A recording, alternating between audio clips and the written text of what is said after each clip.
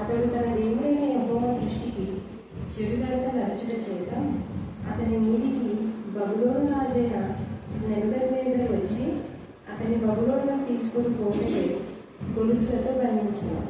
మరియు నెబుకద్నెజరు యెహోవా మందిరపు ఉపకరణములలో కొన్నింటిని బబులోనులోకి తీసుకుని పోయి బబులోనులో తన గుడిలో ఉంచాడు. యెహోవా వాక్యం చేసిన ఇతర కార్యాలను గూర్చి అతని దేవతలను పెట్టినను గూర్చి అతని సకల ప్రవర్తనను గూర్చి ఇశ్రాయేలు యూదారాజుల గ్రంథములలో రాయబడినది. అతని కుమారుడైన యెహోయాకీను అతని బలులుగా రాజాయను. యెహోయాకీను ఏలును ఆరంభించినప్పుడు 8 ఏళ్ల వాడై యెరూషలేములో 3 నెలల 10 దినములు ఏలాడు.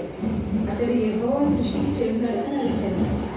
7 ఏళ్ల నాటికి రాజైన నెబుకద్నెజరు దూతలను పంపి యెహోయాకీనును బబులోనుకు రప్పించి అతని సహోదరులైన సిద్కియాను యూదా మీదను యెరూషలేములో రాజుగా నియమించాడు.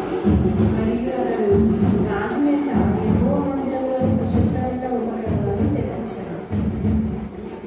ఇంతమంది నా ప్రభావ కుటుంబాలు అక్కడికి వచ్చాయి. ప్రతి కుటుంబాన్ని మీరు దర్శించమని ప్రార్థిస్తున్నాం. ఇలాంటి కాల సమయంలో చేకూర్చిన ప్రతి బిడ్డను ఆత్మతో శక్తితో మీరు నింపమని ప్రార్థిస్తున్నాం.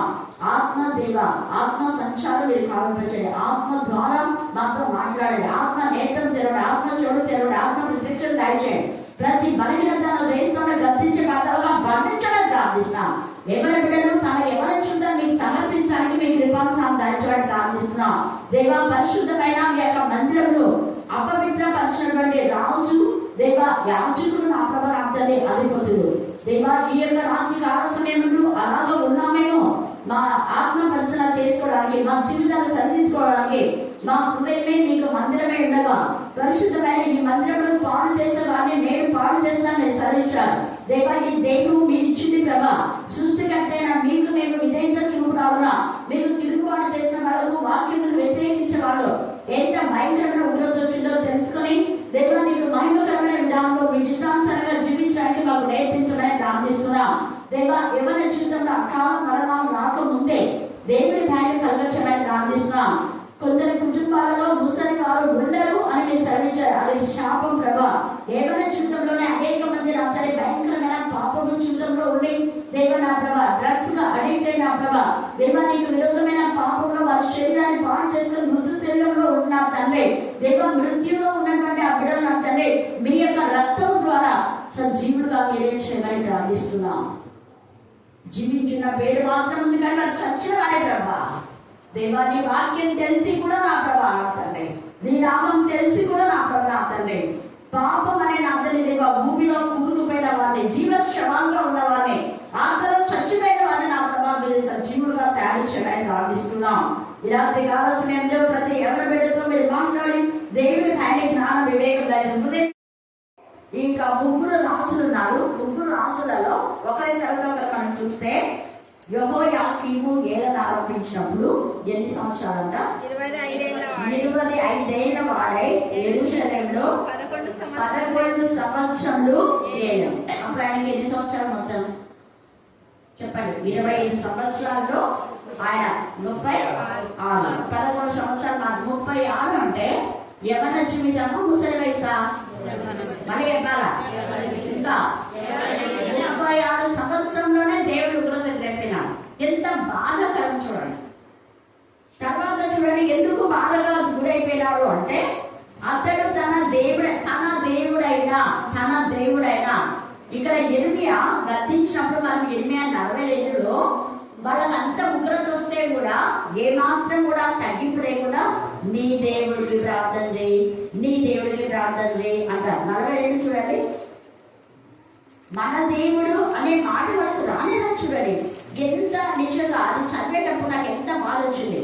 వచ్చి తప్పేమో ఒప్పుకున్నాను. అలా ఎవరిక్కడ 42వ అధ్యాయం 1-2 వచనాలు చదవండి.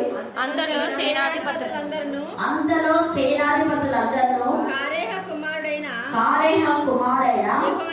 యెహోనాను హోషేయ కుమారుడైన యెజన్యాయును అల్పులేమి అల్పులేమి గనులేమి ప్రజలందరూ ప్రవక్త అయిన ఇర్మియా యొద్దకు వచ్చి అతనితో ఇలాగ మనవి చేసిరి మేము ఎంత కొంచెం మంది మిగిలిన సిగ్గువైంది. ఎంత కొంచెం అంటారు అండర్లైన్ చేసుకోండి. చాలా కొంచెం శేషమే ఉంది. మరి కొంచెం శేషం ఉన్నప్పుడన్నా విధేయత కలిగి దేవం మమ్మల్ని క్షమించని దేవుని క్షమాపణ కోరటంలా వచ్చి ఇర్మియా దగ్గరికి వచ్చి ఏమంటున్నారంటే నీ దేవుడైనా చూడండి ఎంత ఇదిగా మేము నడవలసిన మార్గంలో చేయవలసిన కార్యములు నీ దేవుడు యెహోవా మాకు తెలియజేయడు కాక. ఎంత గర్వం చూడండి. ఇప్పుడైనా దేవా మమ్మల్ని క్షమించు, నువ్వే మా దేవుడు కదా, నువ్వే మా తండ్రి కదా, నువ్వే మా క్షేత్ర, మా దుర్గం, మా కోట మా అని చెప్పడం లేదు. ఇర్మియాకు దేవుడు అన్నాడు అని వాళ్ళ దేవుడు కాదు. ఎంత గర్వం చూడండి. ఇంత అయినా కూడా కొంతమందికి భయంకరమైన శిక్ష వచ్చినా కూడా గర్వం ఏమాత్రం తగ్గదు. దాంట్లో ఒక పాట కూడా ఉంది, ఆమె ఏమో పాడింది కానీ వేరే ఈ ఊరి భాషలో పాడింది. బాబా అన్నం పాడింది. నాకు అది తర్వాత అర్థం అడిగిన వేరే వాళ్ళకు అప్పుడు అర్థం చెప్తున్నారు. అంటే ఇంక్లూడింగ్ అదే దాని అర్థం మెయిన్గా గర్వమే, కానీ దానికి ఇంకొక పదం యూజ్ చేసి పాడింది అన్నమాట. క్రొవ్వినటువంటి విధానంలో ఆ పదం కూడా ఇచ్చారే ఇంకొక పదం. కాబట్టి ఈ రాత్రి కాలుతుంటే మనం అలాగే ఉన్నామేమో. పొగరొక్కిన విధానంలో, దేవునికి విరోధమైన విధానంలో, దేవునికి ఎవరిని చూడటం అంటే ఎంత ఇష్టమో దానికి ఉదాహరణ చెప్పండి. తండ్రి అయిన దేవునికి ఎవరిని చూడటం అంటే చాలా ఇష్టం. ఉదాహరణ ఏమి? ఎవరిని చూడటం అంటే ఇష్టం అంటున్నాడు. ఇంకా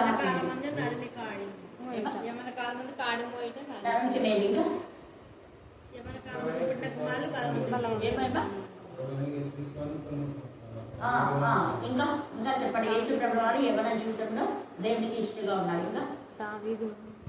ఇంకా ఆదాము అవ్వదు వాళ్ళు చిన్నపిల్లలు ఏమన్నా యవ్వనులే, అసలు చిన్నపిల్లలు పుట్టించలేదు వాళ్ళు.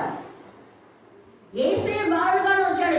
అసలు యాక్చువల్గా ఏసై ఏడుగానే రావచ్చు, బట్ చేయలేదు అలా. కానీ యవ్వనం చూడటం అంటే ఎంత ఇష్టం దేవునికి. అందుకనే యవ్వనుడా సంతోషపడమా అని రాయబడింది. ముసలివాళ్ళ సంతోషపడమంటే, చిన్నపిల్లల సంతోషించాలంటే యవ్వనుడా సంతోషించు నీ కాలంలో, కానీ లేత వయసు నడిప్రాయము గతించిపోతుందా దేవుని భయం ఉండాలి. వీటి వాళ్ళ గురించి చెప్పలేదు. ప్రత్యేకంగా ఎవరిలో మీరు సంతోషించాలనే దేవుని ఇష్టం. యవ్వన కాలంలో పుట్టిన కుమారుడు బలవంతుడు చేతిలోని బాణుల వంటి వాళ్ళు అన్నారు. యవ్వనంలో పుట్టిన కుమారుల గురించి చాలా ఉంది.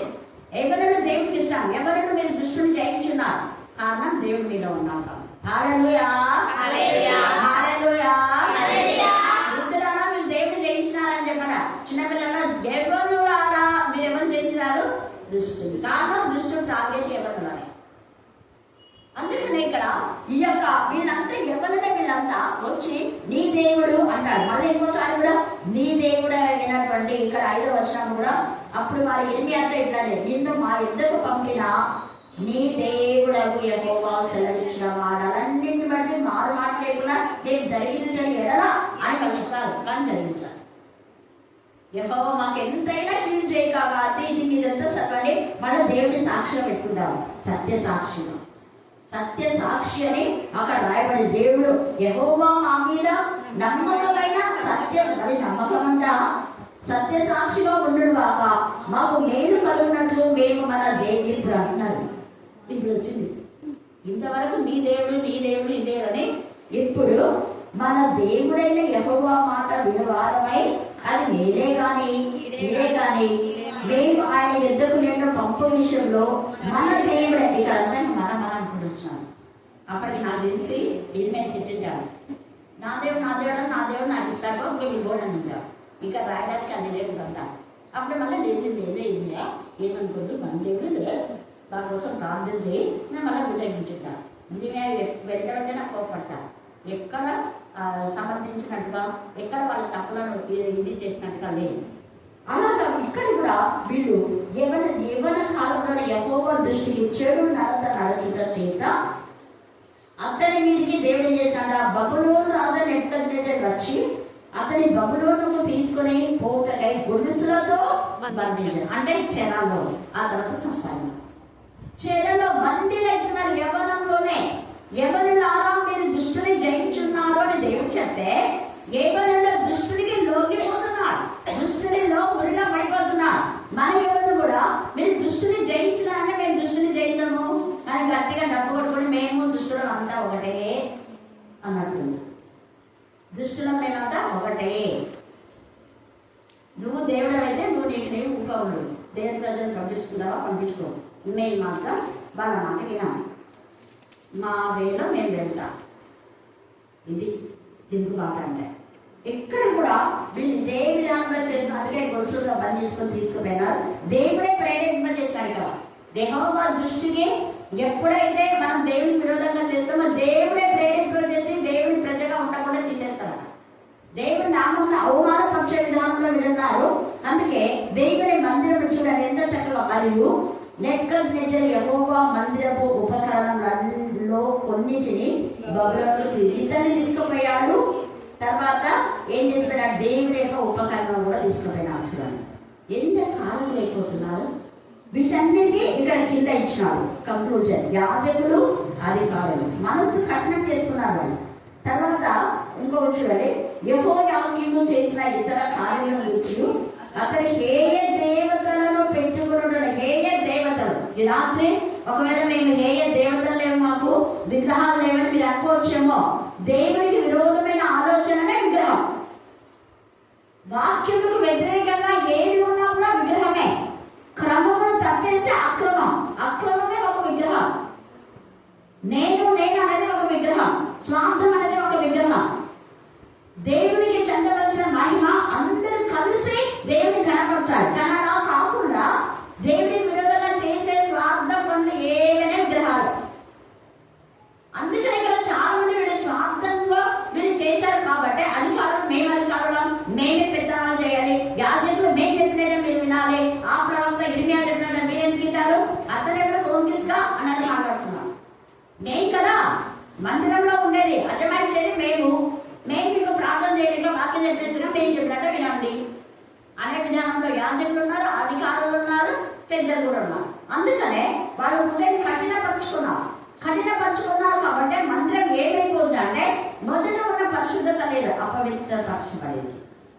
ఈ ముగ్గురుని బట్టి ఇక్కడ యెహోయాకీము అలాగే ఉన్నాడు, యెహోయాకీము కూడా అలాగే ఉన్నాడు. ఇతడైతే 11 సంవత్సరమే, ఇతను ఇంకా తక్కువ. అంటే ఈయన నుంచి యెహోయాకీముని మించిన పాపం యెహోయాకీము చేశాడు. అందుకే ముగ్గురు చెప్తున్నాడు, ఈయన యెహోయాకీము కొంచెం చేస్తే ఈయనకు మించి నేనే తక్కువ, ఆయన కంటే ఎక్కువ చేస్తానని చూడండి.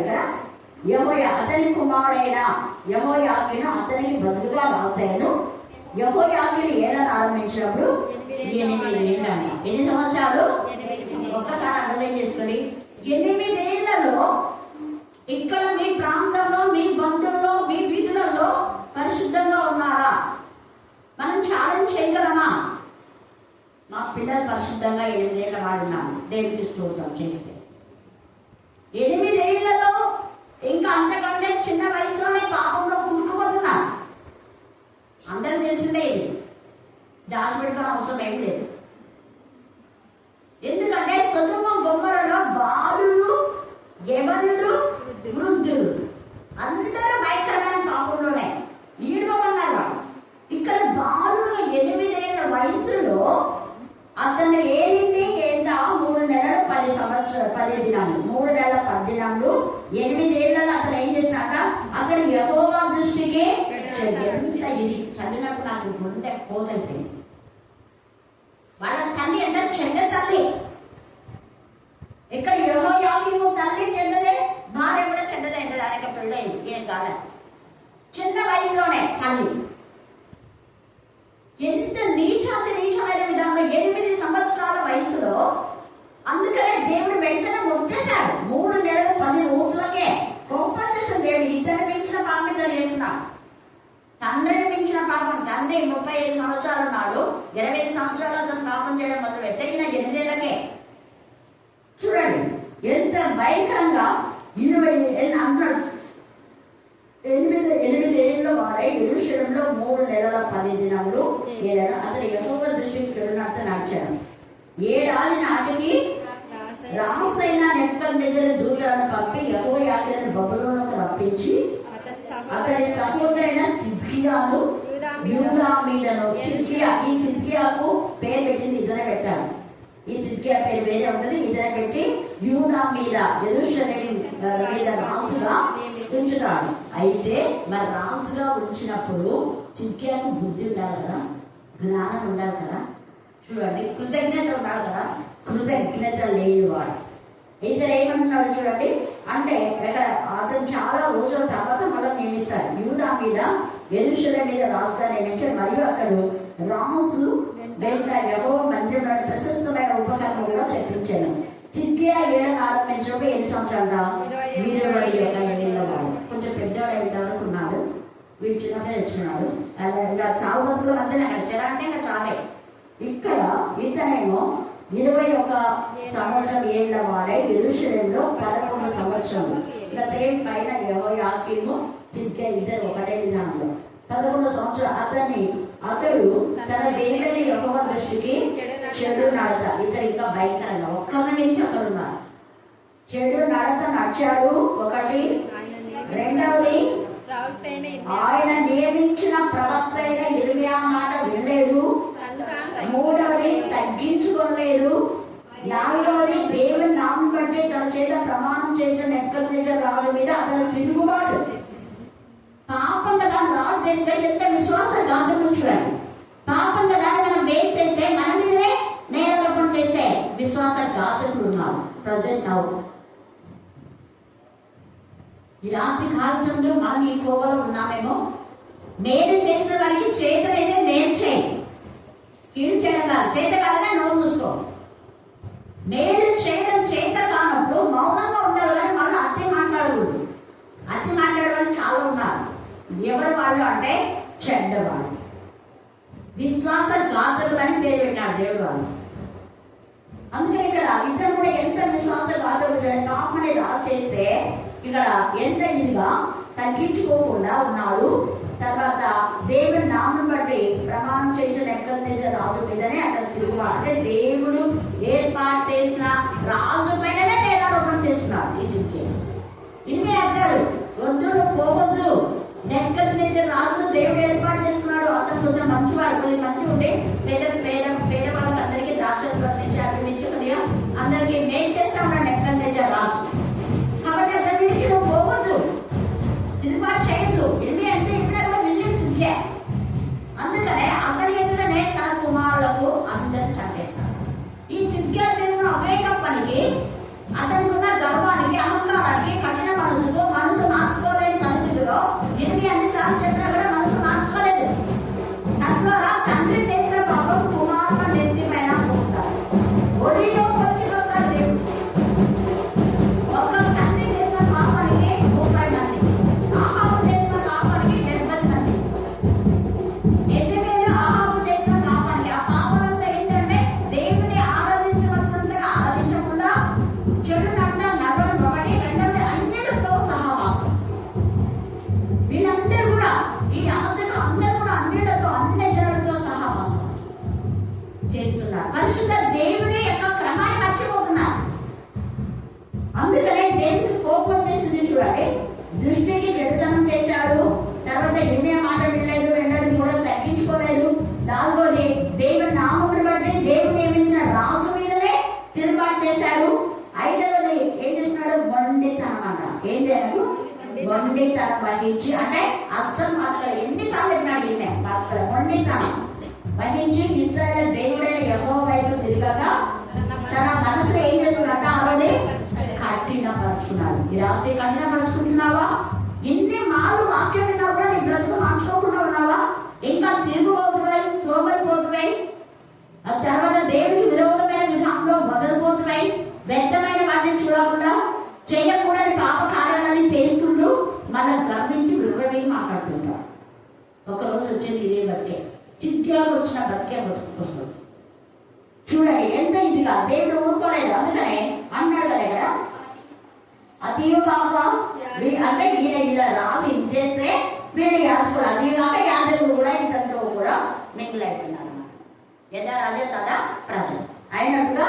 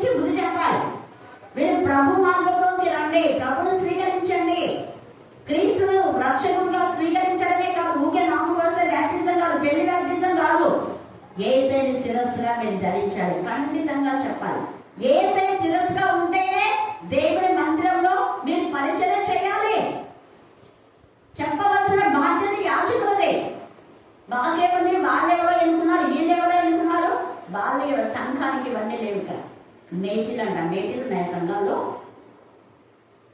ఎవరు ఎన్నుకోవాలి? పరిశుద్ధాత్మతో శక్తితో నింపబడినవాడు.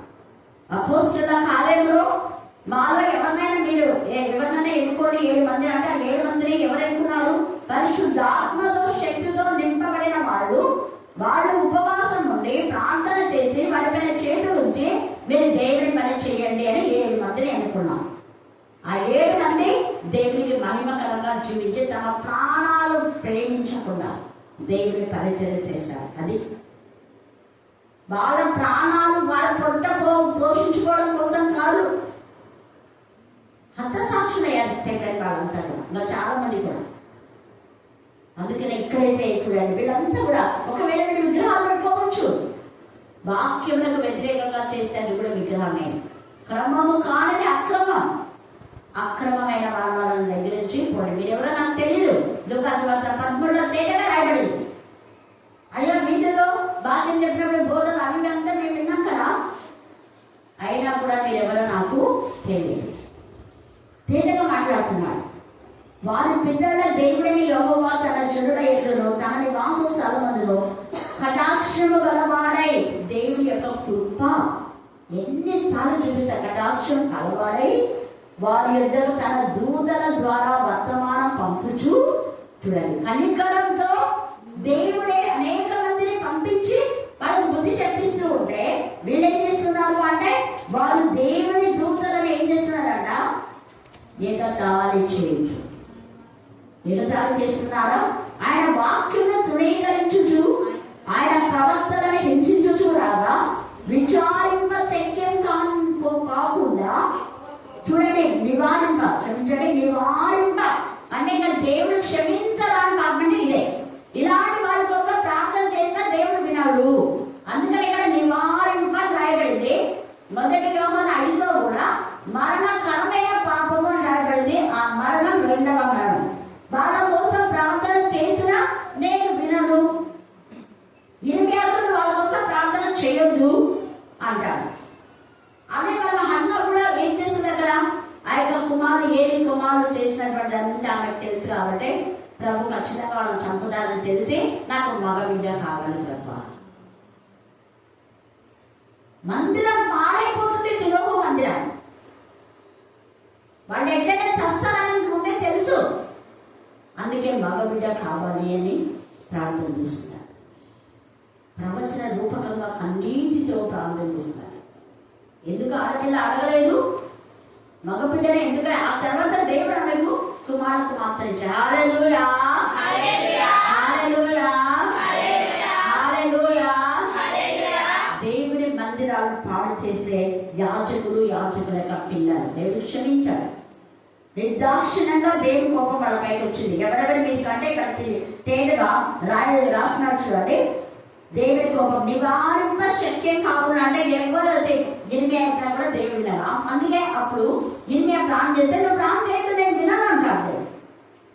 నివారింప శక్యం కాకుండా యెహోవా కోపం ఆయన జనుల మీదకి, వేరే జనులు కాదు వీళ్ళంతా. ఎవరు? ఆయన జనులు, ఆయన ప్రజలు, యూదా జనాంగం, ఇశ్రాయేలు జనాంగం. యూదా మా యాజకులు, ఇశ్రాయేలు యాజకులు, అన్ని యాజకులు కాదు వీళ్ళు, అబద్ధ ప్రవక్తలు కాదు. చూడండి, దేవుని చేత ఎంత బాధకరం. ఆయన వారి మీదకి కల్దీల రాజులు దేవుడే రప్పింపగా అతడు వారికి పరిశుద్ధ స్థలంగా ఉన్న మందిరంలోనే ఏం జరుగుతుంది? వారు ఎవరైనా ఖడ్గం చేత సంహరించరు. అప్పుడు ఖడ్గం చేత సంహరించారు. ఇప్పుడు ఎవరో పాపంతో చచ్చిపోయారు. పాపంలో చచ్చిపోయి దేవుని మందిరానికి వస్తున్నారు. ఆత్మలో చచ్చిపోతున్నారు. పాపంలో బ్రతకాల వద్ద అనే విధానంలో ఉన్నారు. ఆత్మీయంగా చచ్చిపోయారు. పాపంలో విషయమై వాడి దేవునికి విరోధమైన పాపం వల్ల వచ్చిన జీవితం ఏంటి? జీవించిన పేరు మాత్రం ఉంది కానీ చస్తూనే ఉన్నాడు. దుర్గంధం, పాపం, మరణమనే దుర్వాసనతోనే దేవుని సన్నిధికి వస్తున్నారు.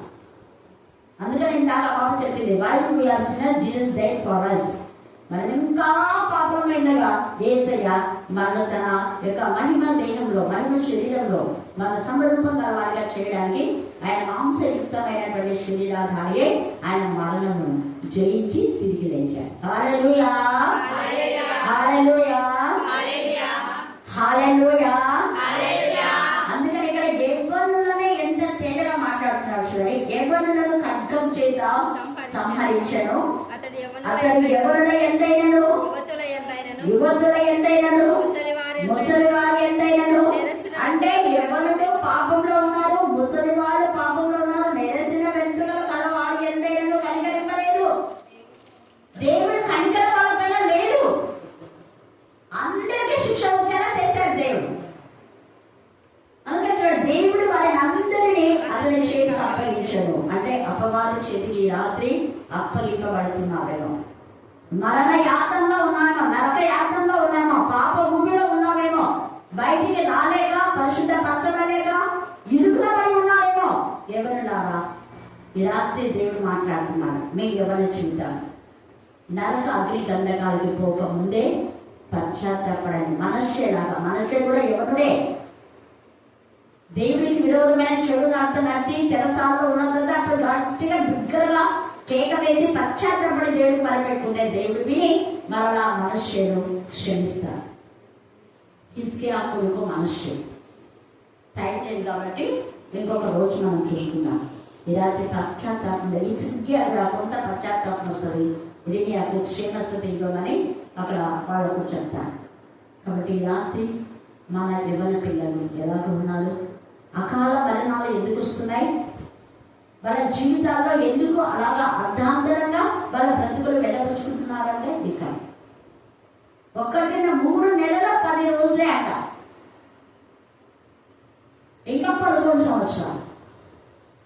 దేవుని కృప చొప్పున దావీదు సొలొమోను కూడా 40 సంవత్సరాలే, కానీ దేవుని కృపకు కారకులు కాదు, ఉగ్రత గురైపోయాడు.